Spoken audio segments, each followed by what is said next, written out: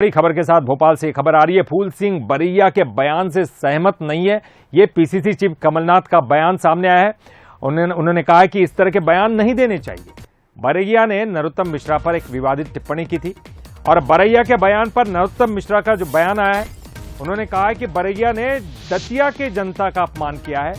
मैंने अपनी दतिया की जनता पर जवाब देने के लिए उनको छोड़ दिया है।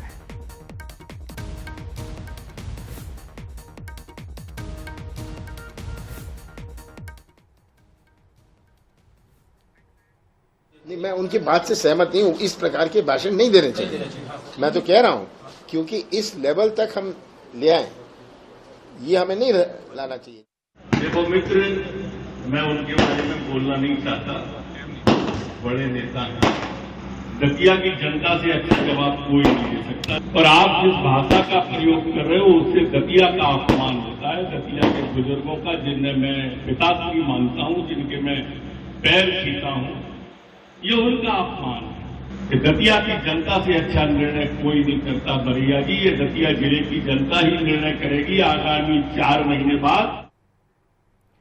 और इस पर ज्यादा जानकारी के लिए बात करेंगे हमारे न्यूज हेड शरद द्विवेदी जी से। शरद जी, चूंकि एक बड़ा बयान दिया था बरैया ने और वो कोई अच्छा बयान नहीं कहा जा सकता। हालांकि नरोत्तम मिश्रा ने उस बयान की निंदा की है, आदरणीय शब्द उनके आगे बोला है। लेकिन साथ ही बड़ी बात है कि कमलनाथ उन्होंने बरैया का साथ नहीं दिया। उन्होंने बल्कि ये कहा कि ये ठीक नहीं है, इस तरह के बयान नहीं देने चाहिए। देखिए, ये चीज बहुत महत्वपूर्ण है कि कमलनाथ जी ने अपनी ही पार्टी के एक नेता के बयान से असहमति जताते हुए ये बात साफ तौर पर कही है कि ऐसा करना उचित नहीं है। कमलनाथ एक ऐसे नेता निश्चित तौर पर हमेशा से उनकी छवि रही है, उनकी और मध्य प्रदेश के मुख्यमंत्री शिवराज सिंह चौहान की, जिन्होंने कभी भी अमर्यादित और अभद्र भाषा का प्रयोग नहीं किया। और कमलनाथ जी तो खुलकर ये बात इसके पहले भी अपनी ही पार्टी के कुछ नेताओं के ऐसे तथाकथित रूप से अमर्यादित बयानों से असहमति जता चुके हैं। तो ये बहुत महत्वपूर्ण बात है कि खुद कमलनाथ जी ने और उसके बाद नरोत्तम जी ने भी, कमलनाथ जी के बयान के पहले नरोत्तम जी ने भी कोई भी अमर्यादित टिप्पणी की नहीं। डॉक्टर नरोत्तम मिश्रा की भी प्रशंसा की जानी चाहिए कि उन्होंने भी इस भड़काऊ उकसाऊ बयान के बाद भी फूल सिंह बरैया के मर्यादा का ध्यान रखा और इतना ही कहा कि उन्होंने दतिया का अपमान किया है। तो निश्चित तौर पर आप अगर खराब बोलते हैं तो खराब बोलना आपका स्तर नहीं बढ़ाता है, किसी भी रूप में नहीं बढ़ाता है।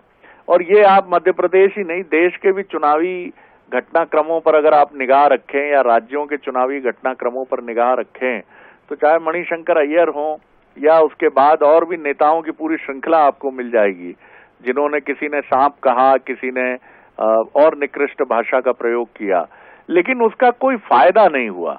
और आप अचानक इस तरह की भाषा का प्रयोग करके खुद को एक बहुत हल्का और बहुत ही निचले स्तर पर ले जाकर खड़ा कर देते हैं। तो बहुत अच्छा लगा। मध्य प्रदेश की यही परंपरा है। कमलनाथ जी प्रशंसा के पात्र हैं, नरोत्तम जी प्रशंसा के पात्र हैं कि उन्होंने इसमें आग में घी डालने के बजाय ठंडे पानी के छींटे डालकर इस आग को बुझाने की कोशिश की है। बिल्कुल शरद जी, और सहमत हूं मैं इस बात से, क्योंकि निश्चित तौर पर जैसे जैसे चुनाव नजदीक आएंगे भाषा की मर्यादा लोग भूलते जाएंगे, नेता भूलते जाएंगे। लेकिन अगर पार्टियों के बड़े नेता इस तरह से सभ्यता के साथ उनको समझाएंगे या उनकी बातों से असहमति जाहिर करेंगे तो निश्चित तौर पर ये उनका भी सम्मान होना चाहिए, उनकी बातों का भी सम्मान होना चाहिए। बहुत बहुत शुक्रिया आपका इस पूरी जानकारी के लिए।